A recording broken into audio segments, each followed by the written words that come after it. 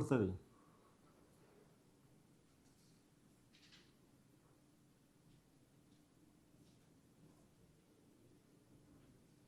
ఎక్కడైనా న్యాయం ఉందా, ధర్మం ఉందా, ఏమైనా ఉందా అసలు?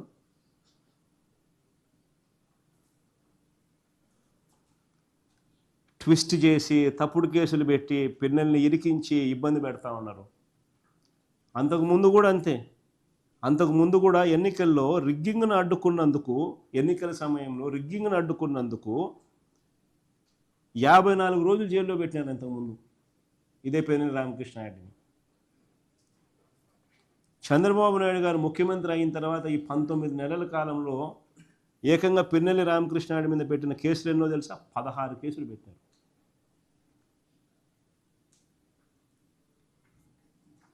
ఏముందండి ఇది? అసలు చంద్రబాబు నాయుడు రెడ్ బుక్ రాజ్యాంగం ఇంకా ఎంత దారుణంగా ఉంది అని అంటే, విశాఖపట్నంలో మా పార్టీకి చెందిన విద్యార్థి నాయకుడు, చిన్నపిల్లోడు, విద్యార్థి నాయకుడు, ఆ పిల్లోడు విశాఖపట్నంలో మా పార్టీకి చెందిన విద్యార్థి నాయకుడు కొండారెడ్డి అని, విశాఖపట్నంలో విద్యార్థి నాయకుడు, ఆయనను కూడా ఇదే మాదిరిగా దొంగ కేసుతో అరెస్ట్ చేసినారు.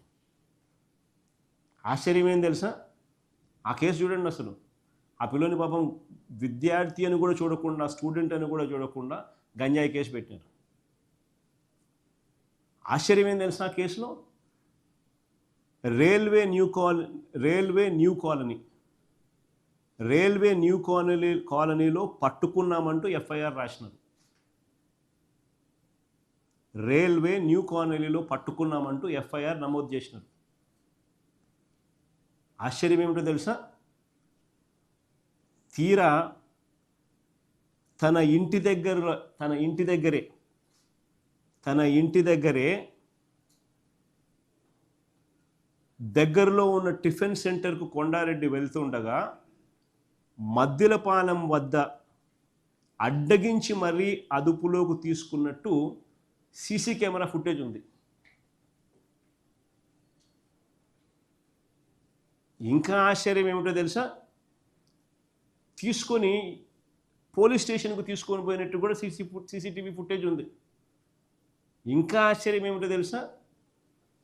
పోలీస్ స్టేషన్లో ఆ పిల్లోని పెట్టుకొని ఆ పిల్లోని బైకు 14 కిలోమీటర్లు తీసుకొని పోయినారు రైల్వే న్యూ కాలనీ లేకి. ఆ బైక్లో జీపీఎస్ ట్రాకర్ ఉంది కాబట్టి పోలీస్ స్టేషన్ నుంచి అక్కడికి బైక్ పోయినట్టు జీపీఎస్లో ట్రాక్ అయింది. తీసుకొని పోయి ఆ పిల్లోడు అక్కడ అరెస్ట్ బుక్ చేసి, అక్కడ గంజాయి అని చెప్పి, గంజాయి దొరికిందని ఆ పిల్లోని అక్కడ అరెస్ట్ బుక్ చేసినారు. ఈ మాదిరిగా చేస్తే వ్యవస్థలు బతుకుతాయని అడుగుతా ఉన్నా. ఒక చిన్న పిల్లోని పట్టుకొని ఇరికిచ్చే కార్యక్రమం, లైఫ్ను రూయిన్ చేస్తున్నామన్న కనీసం కొద్దిగా గిల్టీ కాన్షియస్ కూడా లేకుండా రెడ్ బుక్ రాజ్యాంగం. వీళ్ళే కాకుండా ఇంకా అడుగులు ముందుకు వేస్తే వీళ్ళే కాకుండా ఇప్పటికే మా పార్టీకి చెందిన ఎంతోమందిని అన్యాయంగా జైలుకు పంపించారు. లేని లిక్కర్ కేసును సృష్టించి, చంద్రబాబు నాయుడు అనే వ్యక్తి బెయిల్ మీద ఉన్నాడు లిక్కర్ కేసులో. ఆ కేసును నీరు గార్చేందుకు, తన పాలసీ వల్ల తాను రాష్ట్రం నాశనం అయిపోయి తాను లూటీ చేసినాడు అనేది ఏదైతే తన మీద కేసు ఉందో, ఆ కేసును నీరు గార్చేందుకు మధ్యలో ఉన్న మా గవర్నమెంట్ పాలసీని తప్పుగా చూపించేందుకు చంద్రబాబు నాయుడు తాపత్రయపడతా ఉన్నాడు. ఎందుకనంటే అప్పుడు చంద్రబాబు నాయుడు సేమ్ పాలసీని ఇప్పుడు మళ్ళీ ఇంప్లిమెంట్ చేస్తూ ఉన్నాడు. సో ఇప్పుడు ఇంప్లిమెంట్ చేసే పాలసీని జస్టిఫై చేసుకునేదానికి, అప్పుడు అప్పుడు తన మీద పెట్టిన కేసును కొట్టేయించుకునేదానికి మధ్యలో ఉన్న పాలసీని తప్పుగా చూపించే కార్యక్రమం చేస్తూ ఉన్నాడు. ఆయనది ప్రైవేట్ షాపులు, ప్రైవేట్ మాఫియా, ప్రైవేట్ కథ. మన ఈ గవర్నమెంట్ షాపులు, రిస్ట్రిక్టెడ్ టైమింగు, అన్ని రిస్ట్రిక్షన్స్. సో ఈ పాలసీ మళ్ళీ తీసేసినాడు, మళ్ళీ ప్రైవేట్కి వచ్చేసినాడు. సో మళ్ళా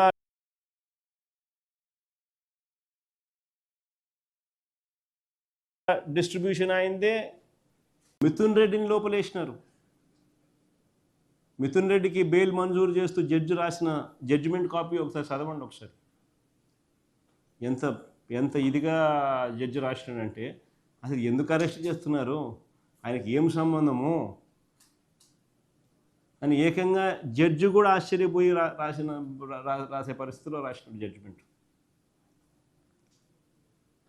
లేని లిక్కర్ కేసు సృష్టించి చెవిరెడ్డి భాస్కర్ రెడ్డిని, మిథున్ రెడ్డిని, రిటైర్డ్ అధికారులు కృష్ణమోహన్ రెడ్డిని, ధనుంజయ రెడ్డిని, MNC company whole time director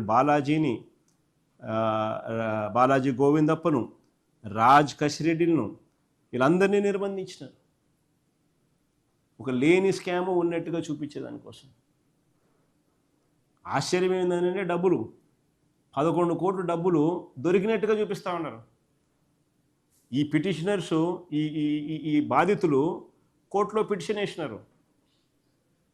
ఆ 1100 కోట్లు ఏదైతే ఉన్నాయో దాని నోట్ నెంబర్స్, వాటి మీద ఉన్న నోట్ నెంబర్ల ద్వారా ఏ బ్యాంక్ అకౌంట్లో నుంచి డ్రా చేసినారు, ఎప్పుడు డ్రా చేసినారు వివరాలు చెప్పండి అని చెప్పి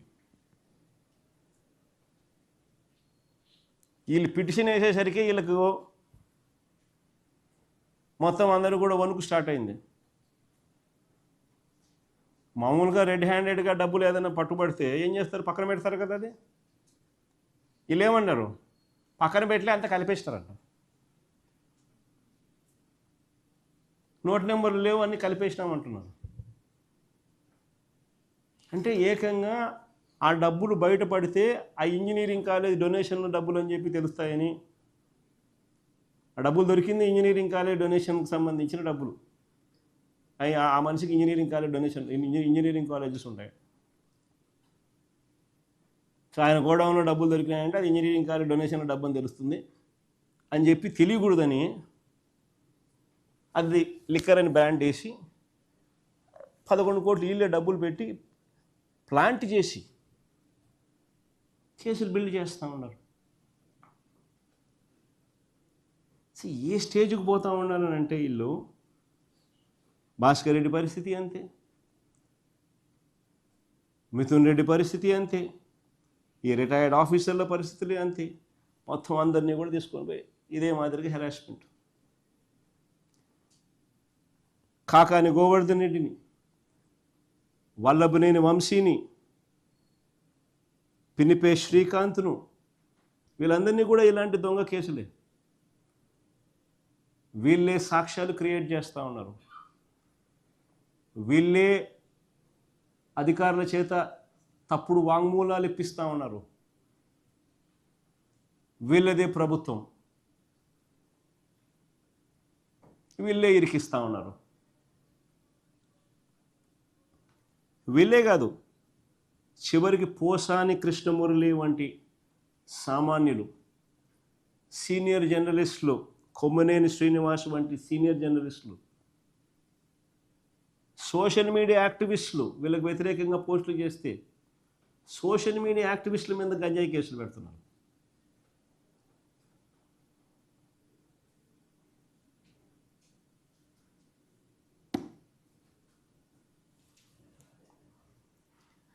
ఇంకా ఆశ్చర్యం చెప్పాలా, వీళ్ళ రెడ్ బుక్ రాజ్యాంగం ఎలా జరుగుతుందనంటే, సాలూరులో మీరందరూ కూడా ఈ మధ్య చూసే ఉంటారు, సాలూరులో మంత్రి సంధ్యారాణి పిఏ సతీష్, సాలూరులో మంత్రి సంధ్యారాణి పిఏ సతీష్ ఇతను వేధించాడు అని చెప్పి మండల్ ఆఫీసులో పనిచేస్తున్న ఒక అటెండర్ మహిళ వేధించినాడు అని చెప్పి ఆయన పంపించిన వాట్సాప్ మెసేజ్లు, తన ఫోన్కు పంపించిన వాట్సాప్ మెసేజ్లు తీసుకొని పోయి కేసు పెట్టడానికి పోతే కేసు తీసుకోరు. ఈమె కంప్లైంట్ చేస్తే, ఫిర్యాదు చేస్తే, ఈ వాట్సాప్ మెసేజ్లు ఆధారాలుగా చూపిస్తే, మామూలుగా బాధ్యత గల ప్రభుత్వం అయితే ఏం చేయాలి, ఆ పిఎన్ బొక్కలో వేయాలన్నా? ఆ మండల ఆఫీస్లో పనిచేస్తూ ఉన్న మహిళ వాట్సాప్ మెసేజ్లు చూపిస్తూ ఉంది. ఆ పిఏ ఫోన్ నుంచి వచ్చిన వాట్సాప్ మెసేజ్లు హెరాస్ చేస్తా, ఒక మహిళను అబ్యూస్ చేస్తా, నాతో పండుకుంటావా, ఇంకొకరితో పండుకుంటావా, ఇంకొకరితో పండుకుంటావా అని చెప్పి ఇటువంటి గలీజ్ మాటలన్నీ మాట్లాడతా వాట్సాప్లో.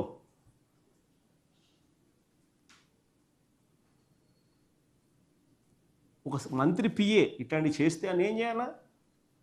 బయటకు వస్తే ఇది జైల్లో పెట్టాలన్నా, బొక్కలు వేసి కొట్టాలన్నా? అది కొట్టడం కదా దేవుడు, కనీసం బొక్కలు అయితే వేయాలన్నా?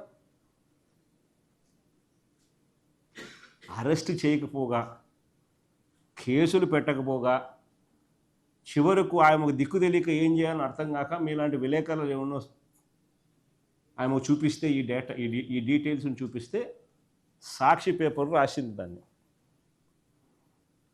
అంతే, రాసిన సాక్షి విలేకరిని మీద కేసులు రాసినందుకు.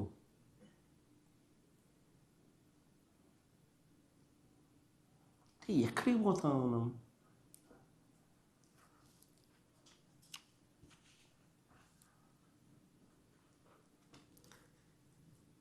ఇంకా ఇంకొక అడుగు ముందుకు పోదాం. మరోవైపు ఏకంగా దేవుడిని కూడా రాజకీయాలు